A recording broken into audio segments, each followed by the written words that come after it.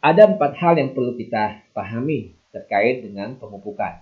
Insya Allah ini sudah sering saya sampaikan, saya ulang kembali. Ada 4 tepat dalam pemupukan. Yang pertama adalah tepat dosis, kemudian yang kedua tepat jenis, yang ketiga tepat sasaran, yang keempat tepat waktu. Dari 4 hal ini, lalu saya hubungkan dengan pupuk organik NASA yang akan kita bahas dalam kelas online pada pertemuan hari ini. Kita punya pupuk Organindo yang tadi saya sudah sebutkan, dulunya namanya Super NASA Granul. Organindo dan PWN Nutrition. PWN Nutrition. Nah, kalau kita bicara tentang tepat dosis, maka kita harus mengetahui berapa jumlah dosis, berapa jumlah pupuk Organindo atau PWN Nutrition yang kita berikan ke tanaman kelapa sawit yang kita miliki atau customer yang bermitra dengan kita. Ambil contoh misalkan, kalau saya memberikan beberapa klasifikasi, itu berdasarkan kalau kita bicara tentang tepat dosis. Nah, tepat dosis ini Bapak Ibu sekalian, saya tidak hanya bicara tentang pupuk Organindo, PWN Nutrisi saja, tapi juga akan bicara tentang pupuk kimia. Nah, tepat dosis itu kita hubungkan dengan usia tanaman, fase tanaman.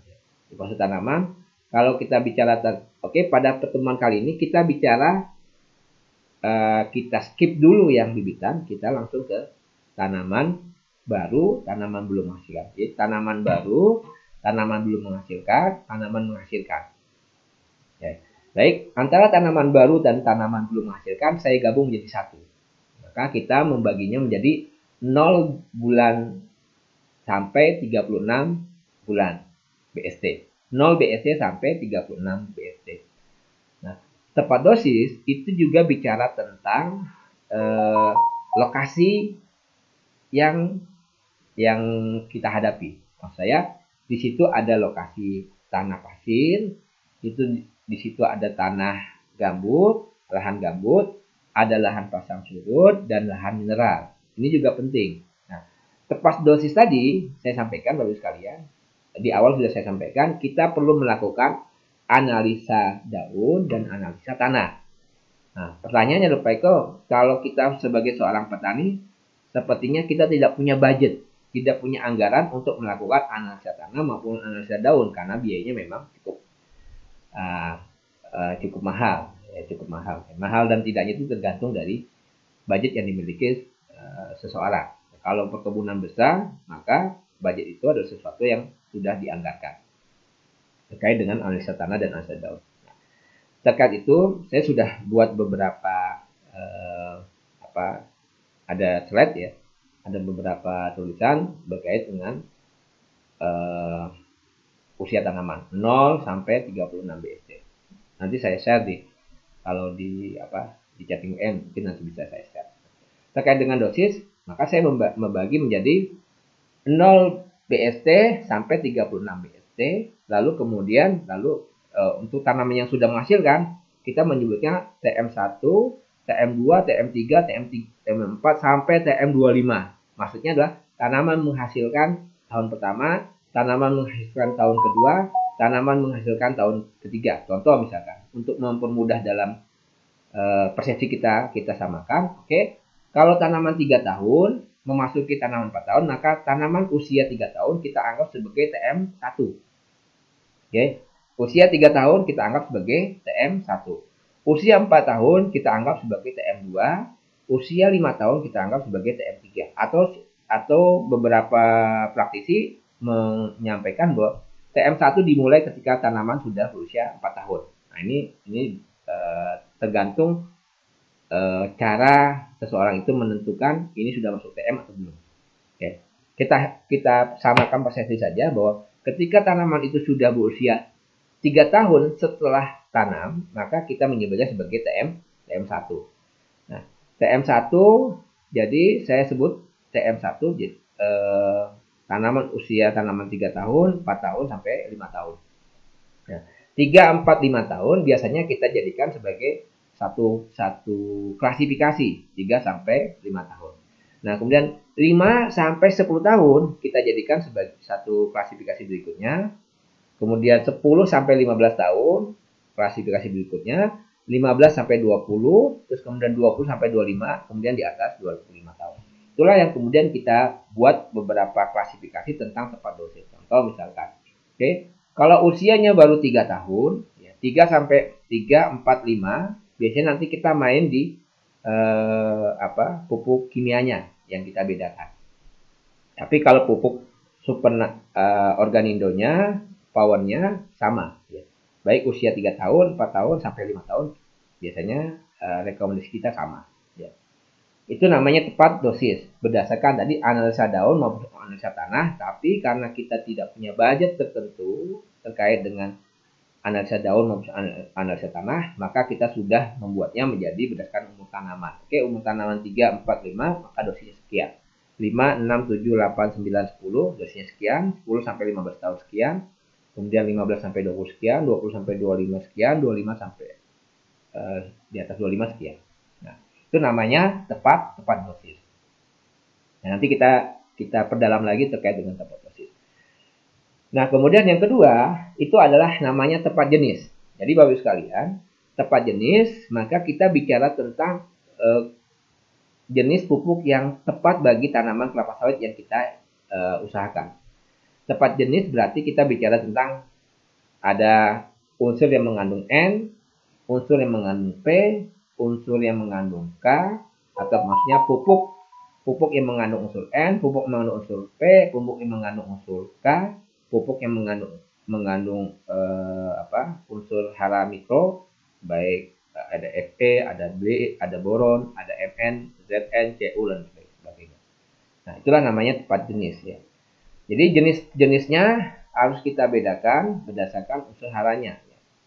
Bisa juga berdasarkan sifatnya. Jenisnya sifat-sifatnya. Contoh misalkan, kalau Bapak Ibu sekalian ingin pupuk, ya, jangan menggabungkan antara unsur N sama unsur K dalam satu kesatuan, kecuali pupuknya jenisnya adalah pupuk majemuk. Ya. Maksud saya pupuk tunggal. Kalau Bapak Ibu sekalian menggabungkan antara pupuk urea dengan pupuk KCl dijadikan satu, maka ini akan terjadi antagonisme. Jadi pupuk ini tidak segera bisa diserap oleh tanaman karena pupuk urea dengan pupuk KCl ketika Bapak Ibu sekalian gabung itu akan terjadi gumpalan, menggumpal ya. Ya, menggumpal, maka kemudian sebaiknya ketika pupuk urea dipisahkan dengan pupuk KCl. Ya. Tapi kalau urea dengan fosfat boleh, KCl dengan NP boleh digabung. Ya. Tapi kalau bentuknya sudah pupuk majemuk, sudah pupuk NPK, itu lain persoalan. NPK itu kan pupuk yang mengandung NPK dalam satu kesatuan. Ya. Tapi kalau urea dia mengandung N, tetapi dia punya senyawa pembawanya. KCl juga itu, begitu juga KCl, dia ada senyawa pembawanya, tidak hanya K-nya tapi ada Cl-nya. Itu namanya tepat jenis, ya. Jenis berdasarkan kebutuhan. Nah, kemudian yang ketiga, tepat sasaran. Yang dimaksud dengan tepat sasaran adalah tadi sudah saya sebutkan bahwa tanaman kelapa sawit itu mempunyai akar yang pertumbuhan akarnya lateral ke samping, dan dia punya bagian akar, ada akar primer, ada akar sekunder, ada akar tersier. Kemampuan dalam menyerap unsur hara yang paling bagus adalah di akar tersier. Akar tersier biasanya posisinya adalah yang paling jauh dari batang. Kalau kita punya standarnya, maka tajuk terluar dari tanaman kelapa sawit itulah sesungguhnya petunjuk letak akar tersier. Maka kita menyebutnya sebagai tepat sasaran. Jadi kalau tanaman kelapa sawit usianya 3 sampai 5 tahun, biasanya sekitar 1 sampai 1,5 meter dari batang. Lokasi yang kita pupuk. Ya, baik pupuk kimia maupun pupuk organik, ya. Tepat sasaran. Jadi kalau tanamannya usianya di bawah 3 tahun, itu kita pupuknya paling tidak sekitar 1 meter dari 1 sampai 1,5 meter dari batang. Ya. Karena kita ingin mendekatkan unsur hara yang dibutuhkan oleh tanaman ke bagian yang memang bertugas menyerap unsur hara. Tadi bagiannya adalah akar tersier, tepat sasaran. Tapi kalau usia tanamannya sudah di atas 10 tahun, biasanya sekitar 3 sampai 4 meter dari batang tanaman. Ya. Nah, ini ibaratnya nih batang tanaman, berarti kita mupuk sekitar 3 sampai 4 meter dari batang, menjauh. Kita mupuk dengan cara melingkar. Kenapa itu melingkar? Supaya semua bagian akar tersier itu bisa memanfaatkan pupuk yang kita berikan. Karena pertumbuhan akarnya tadi lateral.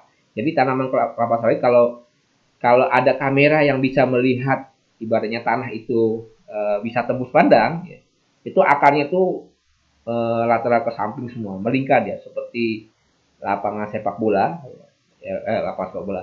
Katakanlah ada sebuah lingkaran, ya. Nah akar itu tumbuhnya ke samping membentuk sebuah lingkaran. Nah, posisi akar-akar tersier itu ada di ujung-ujung kayu tanaman. Nah, itulah yang disebutkan sebagai tepat sasaran.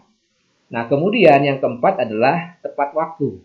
Nah, tepat waktu Bapak Ibu sekalian, yang dimaksud dengan tepat waktu adalah sebaik-baik pupuk adalah ketika masih ada air. Sebaik-baik pupuk adalah masih ada air. Makanya kemudian kita punya standar pupuk itu adalah di awal musim hujan atau di akhir musim hujan. Artinya masih ada air. Nah, masih ada air. Nah, caranya bagaimana untuk menentukan tepat waktu? Ya, maka kalaupun memupuk sebaiknya di pagi hari, jangan di siang hari. Kalau pagi hari, ya paling tidak di pagi hari itu masih ada embun. Ya, embun kalau Bapak Ibu sekalian datang ke lokasi, pagi itu masih ada embun, walaupun tidak ada hujan, tapi masih ada embun, masih ada air yang memang air itu punya kemampuan sebagai mempercepat terjadinya penyerapan unsur hara oleh tanaman. Ya, karena bahkan kalau di beberapa ini kan ada bahwa air menumbuhkan tanaman. Jadi sebaik-baik pupuk adalah ketika lokasi itu masih mengandung air. Jadi makanya kita punya beberapa rekomendasi mupuk 3 sampai 4 bulan sekali atau 6 bulan sekali. Ya, harapannya paling tidak pada bulan-bulan yang kita rekomendasikan dalam pemupukan adalah bulan-bulan di mana masih terdapat hujan atau masih terdapat air di lokasi. Jangan mupuk pada saat musim kemarau. Ya, nanti lebih banyak unsur hara yang hilang karena suhu yang terlalu tinggi, dia menguap ke atas sehingga tidak bisa dimanfaatkan oleh tanaman. Baik, itu adalah 4 tepat yang harus kita pahami ya, dalam kegiatan pemupukan. Baik, nah ini Bapak Ibu sekalian bisa dilihat ya, ini ada gambar. Kalau Bapak Ibu sekalian familiar terhadap perkebunan tanaman kelapa sawit, biasanya langsung bisa menebak nih. Kira-kira ini usianya berapa tahun? Kira-kira ini masuk berapa BST? 0 BST, 2 BST, 3 BST, atau 12 BST, atau 24 BST, atau 36 BST. Nah, ini penting. Jadi, kalau Bapak Ibu sebagai seorang mitra NASA, itu punya kemampuan lebih dibandingkan para supplier kompetitor kita, itu luar biasa. Jadi, datang ke kebun tahu tanaman ini. Kalau lihat, gampang cara lihatnya. Berapa jumlah daunnya? Bisa dihitung. Ya, jumlah daunnya, ini yang normal ya. Ini kalau lihat gambarnya seperti ini, Bapak sekalian, ini kira-kira, saya pun juga masih menilai, itu paling tidak sudah masuk di kategori di atas 12 BST. Di atas 12 BST. 12 BST, berarti paling tidak nanti kita bisa memberikan rekomendasi kalau di atas 12 BST berarti masih masuk kategori 12 bulan setelah tanam. Unsur N-nya berapa, berarti ureanya berapa gram, KCl-nya berapa gram, SP36-nya berapa gram, atau FP-nya berapa super nasa granulnya atau organindomnya. Power nutrisi boleh nggak diberikan? Nah, ini juga perlu penting. Power nutrisi ya sebaiknya diberikan itu pada saat usia 24 sampai 30 BST di awal. Jadi jangan diberikan pada usia 12 bulan. Jangan diberikan pada usia 4 BST atau 8 BST. Karena apa? Power nutrisi ini penting pada saat dibutuhkan proses pembentukan bunga menjadi buah. Atau kita ingin mengambil produksi. Nah, jadi kalau usia 0 sampai 24 BST, ingat ya, 0 sampai 24 BST, maka yang kita pentingkan adalah bagaimana pertumbuhan akarnya optimal, pertumbuhan batangnya optimal, pertumbuhan daun pelepahnya juga optimal. Jadi kita mementingkan pertumbuhan vegetatifnya dulu. Jadi vegetatifnya, maka sehingga yang perlu kita push, yang perlu kita support adalah kandungan unsur-unsur hara yang memang terkait dengan pertumbuhan vegetatif. Akar, batang, daun. Akar itu maka kita berikan SP, kita berikan Supernasa Granul Organindo. Batang, akar batang biasanya Organindo. Terus kemudian kita berikan urea di daunnya. Kemudian KCL, nah ini juga biasanya support di bagian batang juga. Dan juga untuk buah. Jadi KCL di samping batang, dia juga berfungsi untuk ke buah. Nah, sehingga dosis yang kita berikan pada saat usia tanaman belum masuk di usia generatif, maka yang kita berikan adalah kandungan N, dan P. Itu lebih besar dibandingkan kandungan K-nya. Ya. Nah, organidonya berapa kita berikan? Maka usia 0 sampai 12 BST atau pada saat gambar seperti ini 12 BST, berarti organidonya cukup kita berikan ya, itu 200 gram ya, tergantung ya. 200 gram itu organindo. Nah, sebaiknya kalau pada saat usia seperti ini lebih baik rotasi lebih banyak ya. Artinya gini, kalau 12 katakanlah 0 sampai 12 BST, maka kita bagi 4 BST, 8 BST, 12 BST. Berarti 0 BST pada saat awal kita nanam, kita nyebutnya 0 BST. Pada saat tanaman tersebut sudah kita tanam atau belum kita tanam. Atau lubang tanam namanya. Oke. Kita berikan rock fosfat itu 500 gram. Kemudian organindo itu 200 sampai 250 gram. Ya, kita berikan di lubang tanam. Nah, 2 pekan setelah kita berikan pupuk itu baru kita tanam, itu lebih bagus. Ya, jadi tanah itu sudah mendapatkan asupan berupa rock fosfat, kemudian organindo. Kita berikan di dalam lubang tanam, lalu kemudian 2 pekan kemudian baru kita tanam. Ini penting karena nanti pertumbuhan tanaman dari bibitan. Jadi ini kan tanaman ini dari bibitan kita bawa ke lokasi tanam. Nah, di bibitan itu mengalami namanya stres. Karena apa? Di dalam bibitan sebelum kita ambil itu kita putar dulu. Bibitnya kita putar supaya bisa diangkut ke lokasi tanaman. Karena kalau tidak kita putar, akar itu sudah menyatu ke dalam tanah di bibitan, di lokasi bibitan. Kita putar paling tidak seminggu sampai 2 minggu sebelum kita bawa ke lapangan. Itu sudah diputar dulu, lalu kita ambil. Kita angkut ke lapangan. Nah, dia stres nih. Nah, agar kemudian pertumbuhan akarnya itu tidak terganggu, kita sudah berikan asupan. Kita berikan rock fosfat dan organindo yang punya kemampuan, SP itu untuk kemampuan dalam mempercepat pertumbuhan akarnya, dan organindo juga kemampuannya untuk menggeburkan tanah, kemudian kemampuan dalam menyerap unsur hara juga semakin bagus dengan kehadiran organindo. Jadi cukup NP 500 gram, organindo 200 sampai 250 gram. Kita berikan 0 BST. Lalu kemudian pada saat 4 BST kita berikan lagi organindo ya sebanyak 250 gram. 4 BST ya 250 gram. Nah, kita berikan di sekitar tanaman ya, di sekitar tanaman kita lihat kalau sudah 4 bulan paling tidak sudah mulai pertumbuhan akarnya sudah semakin bagus. Nah, kita berikan di ujung tajuk terluar. Kalau di lokasi ini kita berikan di ujung sekitar 1,5 meter sampai 1 meter dari batang. Kita berikan 4 BST. 8 BST kita berikan lagi 250 gram. 12 BST kita berikan lagi 250 gram organindo. Nah, power nutrisi kita berikan belum. Ya, kita berikan nanti pada saat dia sudah masuk di bulan 24 BST sampai di 30 BST. Nah, organindo kita berikan. Nah, Bapak Ibu sekalian, tadi sudah saya sampaikan bahwa kunci sukses dalam pemupukan itu adalah 4 tepat. Nah, yang ini saya lebih menekankan terkait dengan tepat sasaran. Tepat sasarannya sebaiknya piringan tanaman ini bersih. Ya. Piringan tanaman bersih dari gulma. Gulma itu bisa juga tanaman-tanaman selain kelapa sawit. Supaya, Bapak Ibu sekalian, kemampuan tanaman akar tanaman itu bisa langsung menyerap unsur hara. Jadi tidak berkompetisi dengan tanaman lainnya. Jadi piringan ini harus kita bersihkan. Kalau usianya sudah sekitar seperti ini, ya, piringan bisa kita bersihkan 4 bulan sekali. Kita bersihkan supaya kemampuan tanaman dalam menyerap usaha itu tidak terganggu dengan kehadiran tanaman lainnya. Nah, ini baik, lanjut. Nah ini adalah contoh tanaman, saya menyebutnya ini buah pasir. Jadi buah pasir itu adalah buah pertama kali tanaman itu berbuah dan kemudian bisa kita kirim ke lapangan.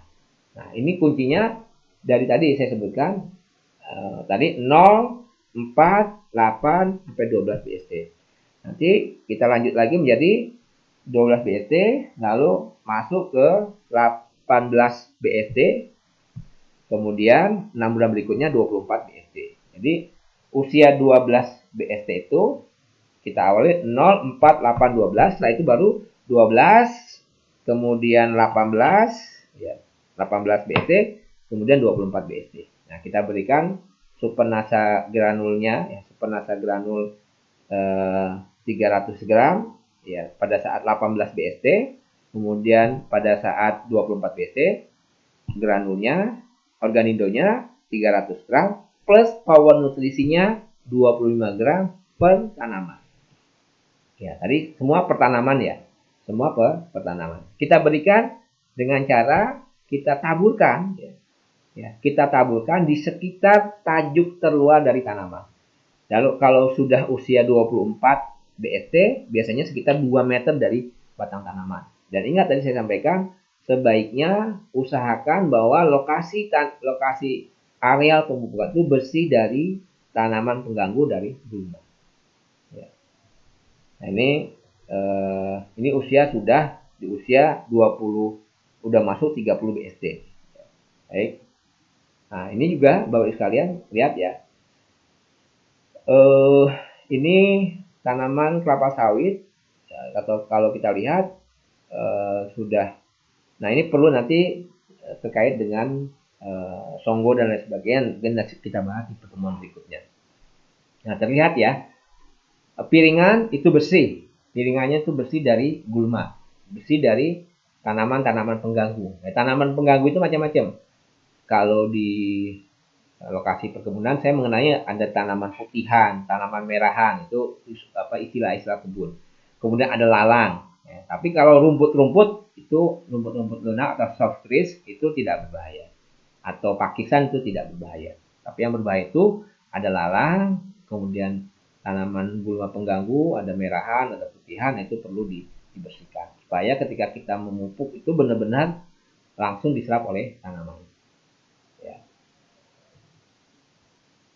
Nah, terus kemudian tadi saya menyebutkan usia 0 sampai 12 sudah saya sampaikan tadi ya, 0 sampai 12 BST, 12 sampai 12 sampai 18 BST sama 24 BST sudah saya sebutkan. Kemudian nanti usia 30 BST sama usia 36 BST. Sama, pupuknya tetap organindonya 300 gram, kemudian power nutrisinya 25 gram. Ya, ini sudah kita berikan. Nah, pupuk NPK-nya berdasarkan usia tanaman tadi, NPK-nya Bapak Ibu sekalian bisa menggunakan NPK yang pupuk majemuk ya. Tadi kalau 24 BST tadi ya, 24 BST bisa gunakan NPK 1 kilo ya. Kemudian 30 BST cukup juga 1 kilo, 36 BST cukup 1 kilo, diberikan ya per tadi bulan setelah tanam ya. Adapun unsur hara mikro lainnya seperti boron, seperti CuMN itu diberikan tentatif. Ya. Tapi kalau saya sarankan sebelum memasuki fase tanaman menghasilkan, ya 24 BC, kita sudah berikan juga boron. Karena kita sudah menggunakan Organindo dan Power Nutrisi, maka pemberian boron itu kalau rekomendasi biasanya sekitar 75 sampai 80 gram per tanaman.